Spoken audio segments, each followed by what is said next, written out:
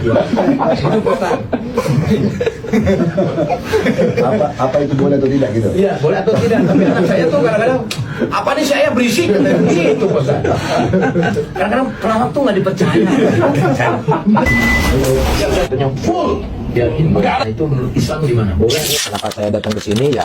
Kan kata Pak Ustadz Halid juga jangan berhenti belajar. Nah, saya datang ke sini itu biar belajar dan menambah ilmu. Kata Nabi Muhammad SAW ada 7 hal yang terus mengalir pahalanya setelah seseorang itu masuk ke kuburannya.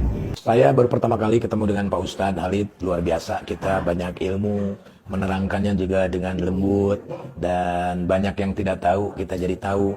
Banyak hal yang bisa kita lakukan yang menurut Islam itu ternyata banyak banget pahalanya. Luar biasa. Ustadz Halid, terima kasih. Pokoknya luar biasa. Pada zaman ini, semakin banyak orang yang mencari ilmu agama, tetapi tidak semua mengetahui kepada siapa mereka harus belajar. Di tengah ramainya kelas, kajian, dan ceramah di berbagai tempat, muncul 2 tipe guru yang sangat berbeda.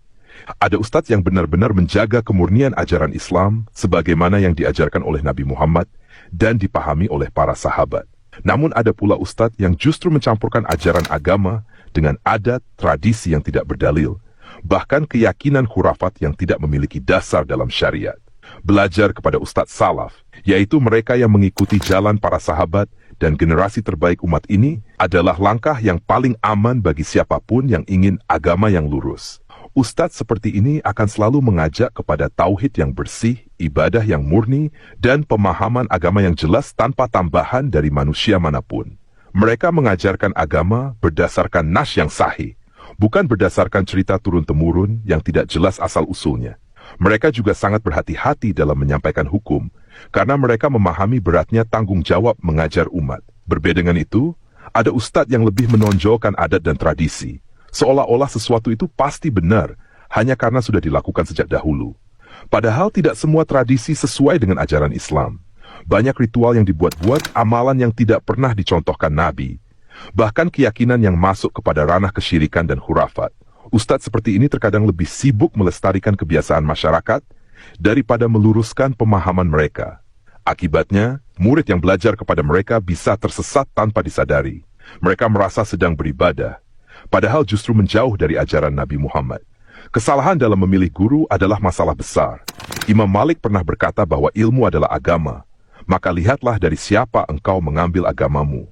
Ini menunjukkan betapa pentingnya memilih guru yang benar.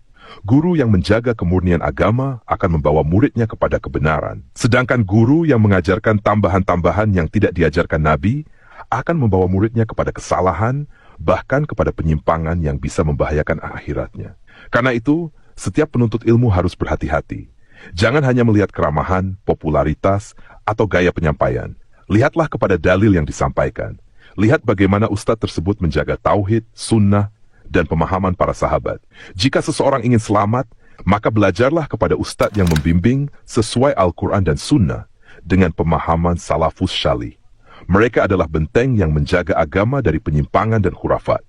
Belajar kepada mereka bukan hanya membuat ibadah kita benar, tetapi juga menjaga hati kita agar tidak terpengaruh oleh kebiasaan atau tradisi yang tidak memiliki manfaat bagi akhirat. Dengan bimbingan yang lurus, seorang muslim akan lebih mudah meraih kejelasan, ketenangan, dan keteguhan di atas agama yang murni.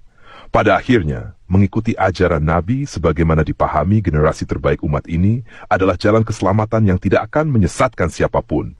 Semoga Allah menjadikan kita termasuk orang-orang yang memilih guru dengan benar, mempelajari agama dengan hati yang ikhlas, dan selalu menjaga kemurnian ajaran Islam sampai akhir hayat.